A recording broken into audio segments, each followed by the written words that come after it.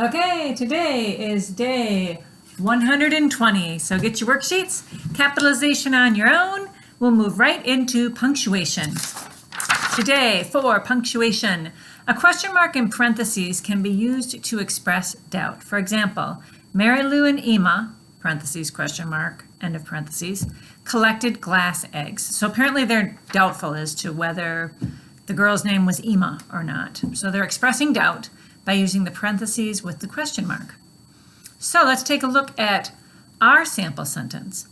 Marcus, comfortable in shorts and a t-shirt, interviewed a model for a feature story. So let's start. There's no quotations involved because nobody is saying anything. So we don't have to worry about that. Let's just get started with actually punctuating the sentence. Marcus, comma, comfortable in shorts and a t-shirt, comma. I'm making sure I did that. Yes. Marcus, comma, comfortable in shorts and a t-shirt, comma. T-shirt, there would be a dash between the T and the shirt. Interviewed, parentheses around the question mark, a model for a feature story, period. Okay, so pretty straightforward. Let's see if yours looks like mine. Marcus, comfortable in shorts and a t-shirt, interviewed, question mark, a model for a feature story, period. Okay, parts of speech, nouns. Okay, they want you to look at the examples here and figure out how the noun is acting in the sentence, or which one is the noun, not necessarily how it's acting.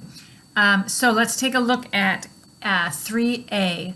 They want you to find the gerund. If you remember, a gerund is the ing form of a verb, but it's not used as a verb, it's used as a noun. So can you find the gerund in this phrase? She earns an income by knitting. Knitting is the gerund, and just for fun, do you know how the gerund is acting in this sentence? I'm not giving you a bonus point or anything, I'm just asking a question. By is in front of it, so it's acting as the object of the preposition. Next example, a positive. Which word here or phrase is being used as an appositive? Parker read about Tursk, a horse developed in Russia. Okay, so an appositive gives us more information about the noun that it comes after. So Parker read about Tursk, a horse developed in Russia. A horse developed in Russia, all of that is the appositive. Then we need a predicate nominative. So let's take a look at this sentence. Cozy became their karate instructor. Which word is the predicate nominative? Well, in this case, you need to figure out what the subject is, where the linking verb would be located, and then what noun would fit the description of predicate nominative. So cozy is the subject.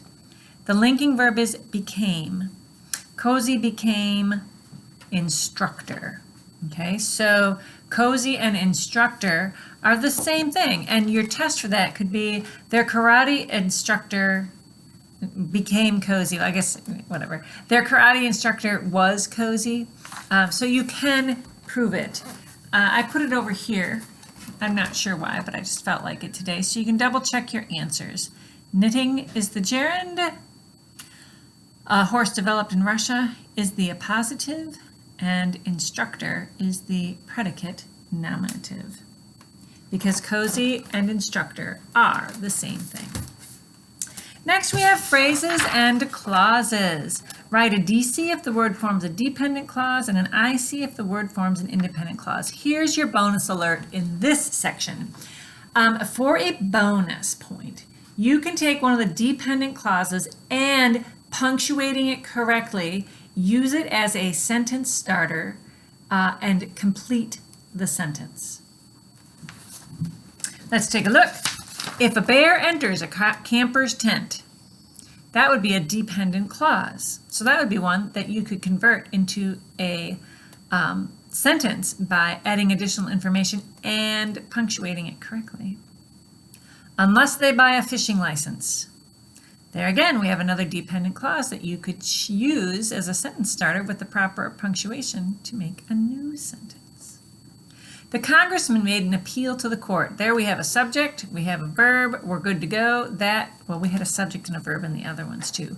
But we have a subject and a verb that makes complete sense all by itself. Thus, it becomes an IC, an independent clause. Listen carefully. What's the understood subject there? The understood subject is you. You listen carefully. So when you have all that information, you know listen carefully is an independent clause. Whom he was dating. Okay, that is a dependent clause because although we do have the old subject and verb, we don't have a complete thought. We need more information for it to be an IC. So we had DC, DC, IC, IC, DC. Double check your answers, and again, you can earn a bonus point in this section. Next, we have sentence combining, 3 sentences to combine into one. And lastly, let's take a look at capitalization review. You've done it on your own. Now you're just double checking to make sure you were right. Dina received her Persian cat as a gift from Auntie Nancy last winter. Rayanne. That's all you need. Good job, you guys. Way to go. I look forward to reading the sentences that you come up with. God bless you.